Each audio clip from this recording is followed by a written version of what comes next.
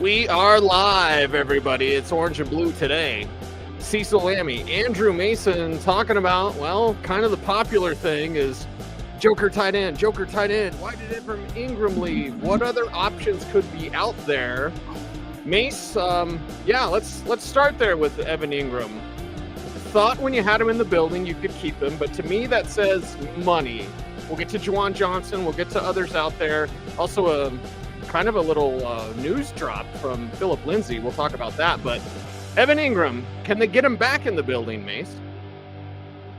I think they can get him back. I think Evan Engram knows he's got options. I think this is maybe Evan Engram doing the Emmanuel Sanders type of thing, knowing he's got choices beyond Denver. And I refer to Emmanuel Sanders 11 years ago when Kansas City had him in the building.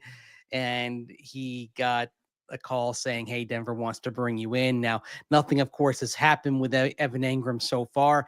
And this, maybe it's a little bit more like Peyton Manning, although no one's saying that Ingram's in Peyton Manning's class. But maybe this is just, okay, I want to take my time here and reflect on this a little bit. And also, if you're Evan Engram and you see the Juwan Johnson contract, and you see Juwan Johnson getting north of $10 million a year. Yep.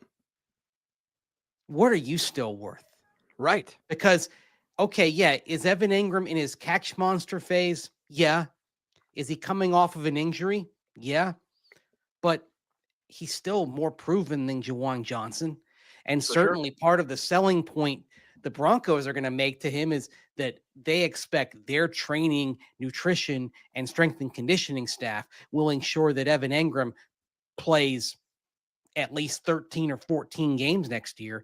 And so he would think in terms of, well, if I'm playing that many games, I'm going to be more productive than Juwan Johnson and should be paid accordingly. So does this take Evan Engram back into $14, $15 million a year range, perhaps?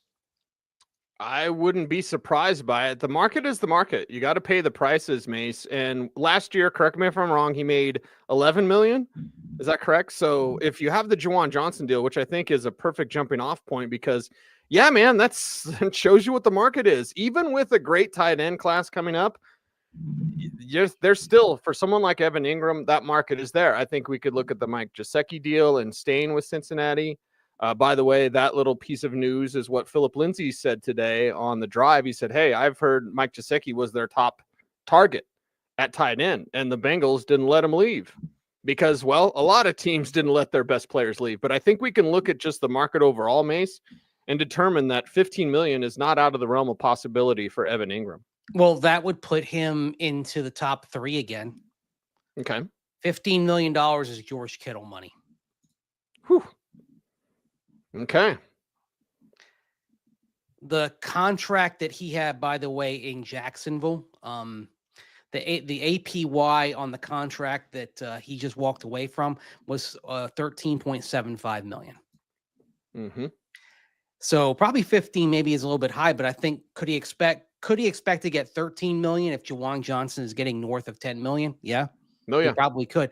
13 million, by the way, would if it's an even 13 million, that would place him 7th in APY among tight ends. That would place him right behind Dave Njoku and also right behind a couple of guys. We're going to get to the 2 other guys that were in the slide at the start of the show, Dallas Goedert and Mark Andrews, because there are trade rumors around both. Those guys are 4th and 5th in APY at tight end. And because they're 4th and 5th in APY, and because those teams have younger players at those positions, is why there is trade buzz around both of them. There was a lot of trade buzz at the combine. Nothing has happened as of yet, but you keep hearing those rumblings. Yes. Yep. You heard the rumblings after the Ravens game too. Before we jump on full board with those trade possibilities, Mike suggests Engram may not have passed a physical. I don't think that would be the case, Mace. Again, could be wrong, and we may never really hear about that with Evan Engram. But to me, when Engram left the building, it's like, oh, because he's shopping himself, which, by the way, he should. Yeah. I don't blame him. No, you got some leverage. Go use it, man. How many times do you really have the chance to do this? teams are going to put the hard sell on you. But how many times do you really have the opportunity to do this? And here's the other thing, if you're Evan Engram and you look at what happened to the market, you saw Mike Gesicki go off the market. Austin Hooper went off the market. And Juwan Johnson pretty quickly off the market.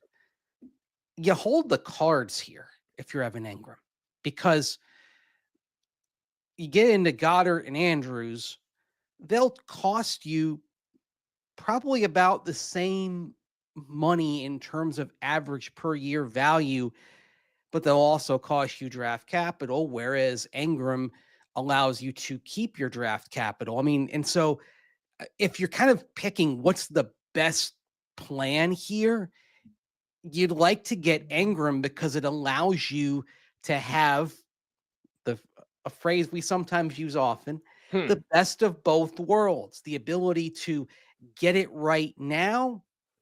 I'm going to quote John Elway here, get it right now. And then with this robust draft class, get it right from now on. I mean, if you told me, okay, what's the ideal situation here? What's the ideal outcome? It's Evan Engram plus Terrence Ferguson or Colston Loveland or Gunnar Helm or Elijah Arroyo in the draft. And then Engram is your guy for this year, maybe in the next year, but you're giving that young tight end a runway. And then that tight end can be truly ready to step in and produce. Just think, I mean, it's interesting. We see Dallas Goedert potentially available. That runway helped Dallas Goedert be truly ready because he had Zach Ertz there in Philadelphia. That helped him be ready to step in and produce immediately. And he was able to ease his way into work. And also the other thing is it gave Philadelphia some really potent 2 tight end packages there for a while. And we still see them working that now with Dallas Goedert, the older end of that. It just gives you more possibilities, more things you can do.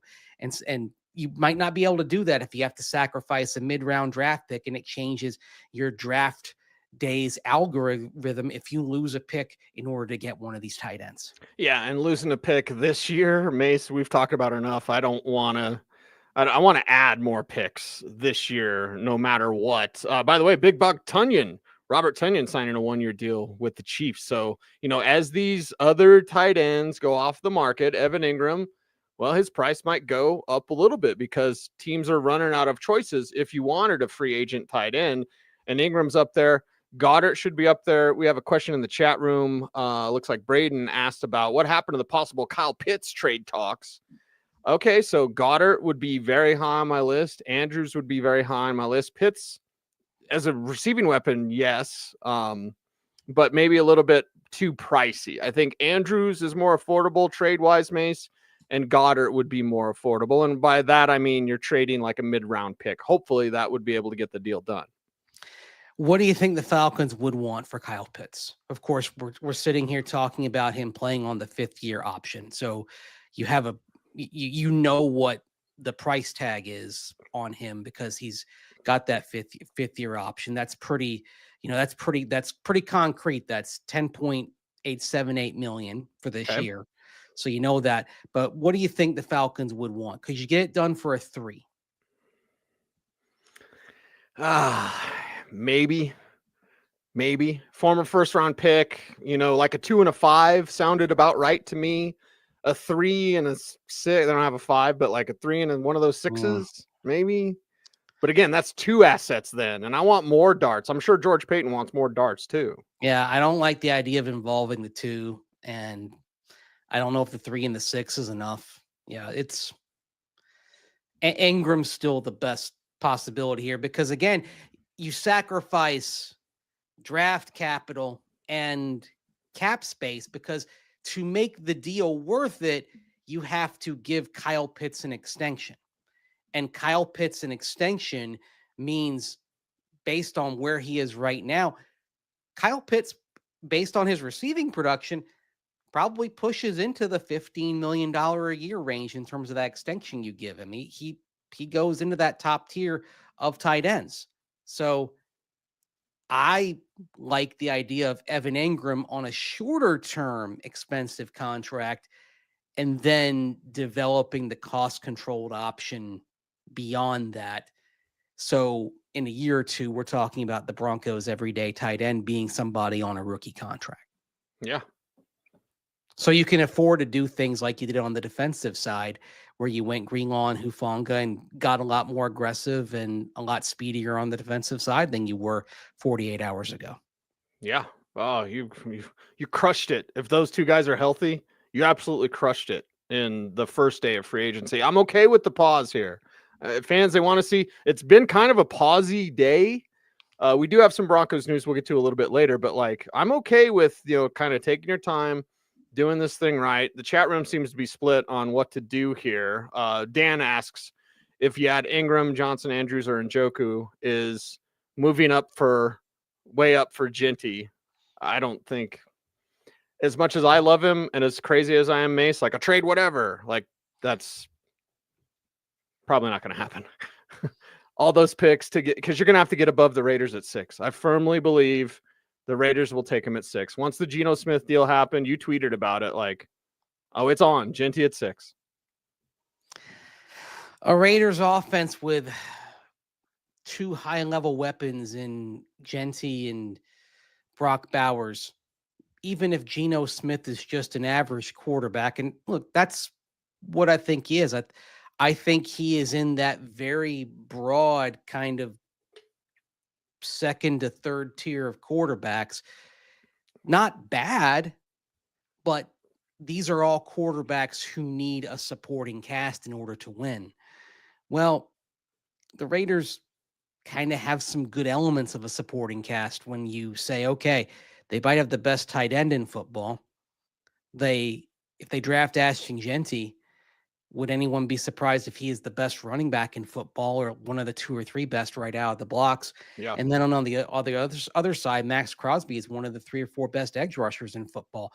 So they have great players at some fairly vital positions. That's a sort of supporting cast that if you're Geno Smith, you can have some success with. Right. So, do the Raiders usually find a way to screw things up? Yeah, they do. Sure. I mean, there's that. But I ask you this, if the Patriots or Raiders found their way into the playoffs, would you be surprised? New England's going to be there, man. They're going to be there. I would be more surprised at the Raiders just because of what surrounds them in the division. I think the one thing working against the Raiders is they could get a lot of things right and they could win 8 games because the division is so tough. I mean, say it like the Chiefs. Did the Chiefs get worse the last 2 days? Well, the Chiefs are taking a step back for sure. They try to get really Elijah Mitchell. Looks like DeAndre Hopkins signing with the Ravens. I believe that just came out, Mace. But yeah, the Chiefs are moving back. Justin Reed signed, right? Where did he go? Top of my head. That happened when I was in the show. New Orleans. Apologies. New Orleans, yes. How's New Orleans affording anything? Voodoo economics. Credit card. That's the only explanation. Yeah, Benson credit card. Yeah, there you go. As was said in, thank you, Charlotte. As was said in Ferris Bueller's Day Off, blank DOO economics, voodoo economics. The thing with the Chiefs is like they lose Tershawn Wharton, right? They lose him to the Panthers. Well, okay, he had a career high in sacks, right? He had 6.5 sacks. But he had a low pass rush win rate. I think for Carolina, it's an overpay. It's, get us a chief. Get us any chief. Yeah, right? Carolina's overpaying. Shocking. Maybe he has some of that secret sauce. Well, I think Carolina got themselves an overpay. I don't think the Chiefs are a worse team because they lost Tershawn Wharton. That's the kind of thing I'm talking about.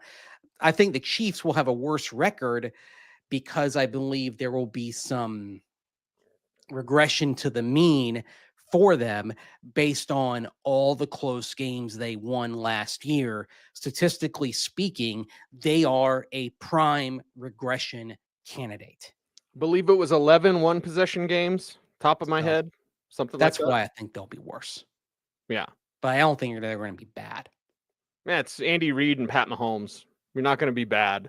But you're going to look at this situation and go, all right, Denver, what are you doing at Joker? Can you make a move for tight end? By the way, I couldn't hear you. I know. I was talking and you weren't saying anything, so I was like, maybe Mace can't hear me. Yeah, did you put me on mute? I didn't. Somehow you were muted. I was, but you could hear what I was saying. All that about the Chiefs. They're going to get like, that the regression in the mean. You got all that, right? Okay. Yeah, I got all that. You were fine there. Hopefully the audience heard me as well. But either way, if you're the Broncos, you might have to work some options here. And people are saying in the chat room, don't give up the third. That could be Terrence Ferguson. Yeah. Even though Elijah Arroyo makes me happy, Mason Taylor makes me happy, the idea of Terrence Ferguson and Luke Lachey, that's two that would really make me happy in the draft. And here's the interesting thing about Terrence Ferguson, of course.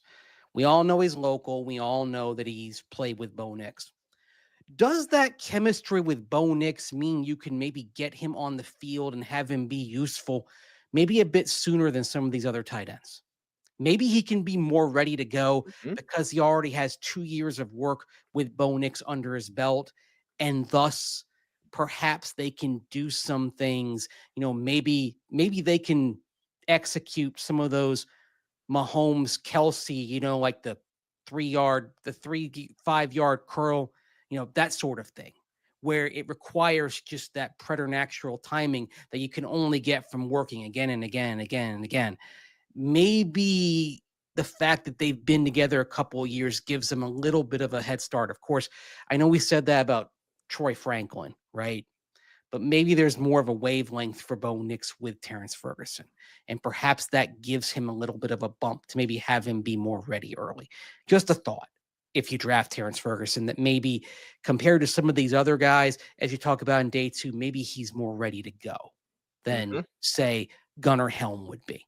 Right. Because I like it. That sounds like a featured article coming up at denversports.com. Maybe. I mean, I've written about Terrence Ferguson once. I suppose I could write about him again. I feel like I've written something. You're the first one to make that point, though, Mace. Yeah. He could get on the field faster. He could do more faster, assuming that chemistry would continue, which is an assumption I would make, Mace. Yeah. Of course, we assumed that with Troy Franklin. And it was just the funniest thing. Like, it didn't translate for whatever reason until the playoffs. Now, maybe it's one of those things where after that play against Buffalo, maybe it just comes like a tsunami, right? Like it just all flows all of a sudden. You're hoping for that, but it can be a weird thing sometimes. It can absolutely be a weird thing.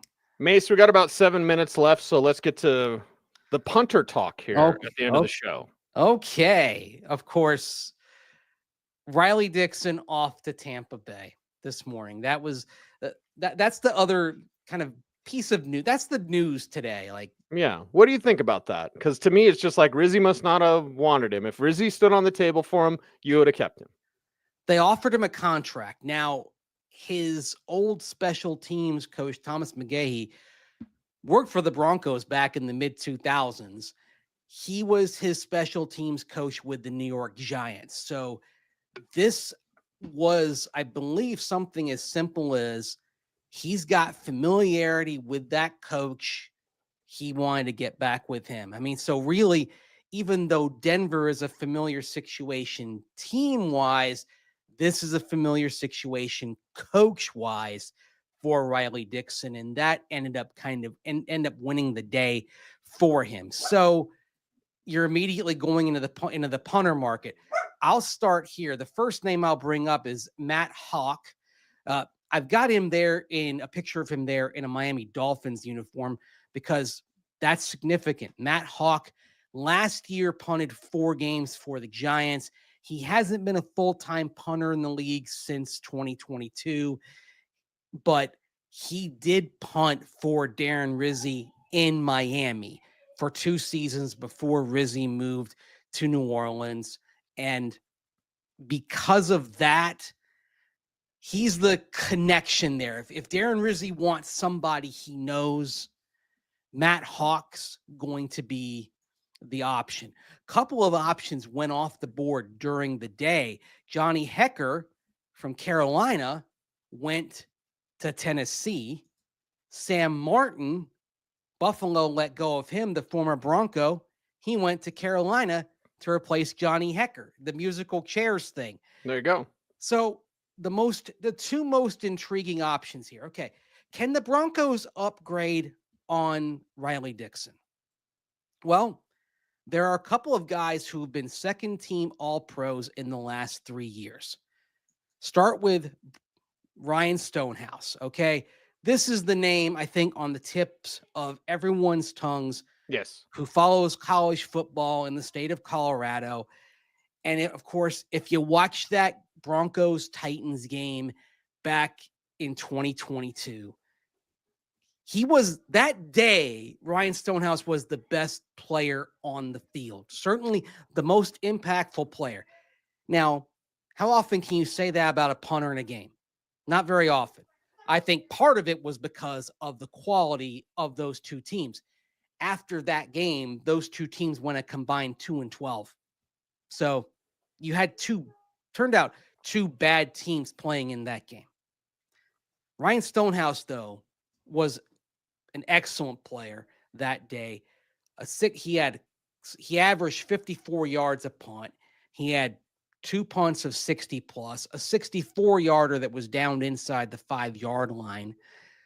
Probably the biggest reason why the Titans won that game. He ends the year as a second-team All-Pro. His first 2 seasons cease the 2 best gross punting averages in NFL history. He tore his ACL, though, late in the 2023 season. And his gross average still above 50 yards, bouncing back from that in 2024. Everything else, net average, inside the 20 percentage, cratered. A reason why the Titans are moving on from him. First of all, you have a new special teams coach coming in, John Fossil. He knows Johnny Hekker well. They've worked together with the Rams, but also they looked at the numbers, didn't like the direction they were going in. But with Stonehouse, Cease, it's a guy coming off a significant injury. Okay. Did we not just have 2 shows yesterday talking at length about players the Broncos signed coming off of significant injuries with Hufanga and Greenlaw? The Broncos believe in their strength training conditioning staff. They believe that they will get better outcomes and better health from these players in their environment. And thus, you roll the dice on these players with these injury histories, roll the dice that you can get them on the field, keep them on the field, and get that massive upside. Ryan Stonehouse has all-pro upside. Now, the thing that you're going to want to work with him on is placement punting. That's where he's not quite as good, but he has arguably the strongest leg in the NFL. And so that's why I think he could be intriguing. If you could work with him, get that placement punting a bit better, get him another year removed from that injury. I think this is the roll of the dice the Broncos could take.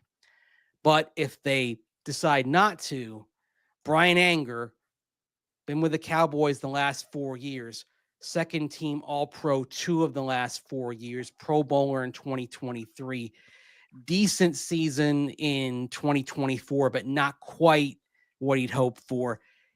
Cowboys haven't brought him back as we record this show. He's an option as well. So you've got 2 punters on the market who've been second team All-Pros in the last 3 years. You have a chance, I believe, to objectively upgrade the punting position. And in the case of Stonehouse, you have a chance to maybe get a guy who, if you can refine the rough edges on his game in terms of placement and get him another year removed from that torn ACL, you have a chance to get a guy who, in Denver's altitude, I mean, imagine him at elevation. If you're punting from deep in your own territory and you need him to flip the field, he could do that. Because sometimes you need a placement punt, but sometimes you're back at your own 15-yard line. You just need to tell him, knock the ever-living crap out of the ball. And he could absolutely do that for you. He is a punter as a weapon. The Broncos have had plenty of punters, but they haven't had a punter as a weapon. Ryan Stonehouse could be a weapon. Personally, I'd love to see him in Denver and rectify the mistake the Broncos made 3 years ago when he was undrafted and they were going to have a punting competition for Sam Martin, but they didn't bring him in. They brought in Corliss Waitman. Broncos made a mistake not bringing him in 2022. Rectify that by bringing him in right now. You're the only one that could do that, Mace. So I give you the highest compliment on this show. Thank you. This is the #1 compliment for Orange and Blue today, forever and ever and ever. Great stuff, buddy. You got me excited about punters. Holy crap. Whoa. You're the man. You're the man. He's Andrew Mason. I am Cecil Lammy. It's just, to me, like, if you're going to roll the dice on the two players he brought in on Monday, Ryan Stonehouse, it's the same type of deal. Mm-hmm. A high upside player who could be among the very best at what he does in the NFL, but you just got to get him healthy. Like that. As I went back and watched him last year, I watched some of his punts today. Like, okay, he just, health-wise, he just wasn't all the way back. So get him another year removed. Get him in this training environment that you feel is better than anybody else's in the NFL. Sean Payton talks about it all the time. Keep taking it for a spin and show us how good it is. Get our YouTube channel healthy by helping us out. Andrew Mason, how do folks do that? Like, comment, share, subscribe, hit that notification bell. Ding. So that you never miss vid. That's right. He's Andrew Mason. Follow him on all the socials at Mace Denver. I'm at Cecil Lammy saying OBT's BFD. Thanks for watching. Stay tuned. And would you please stay frosty?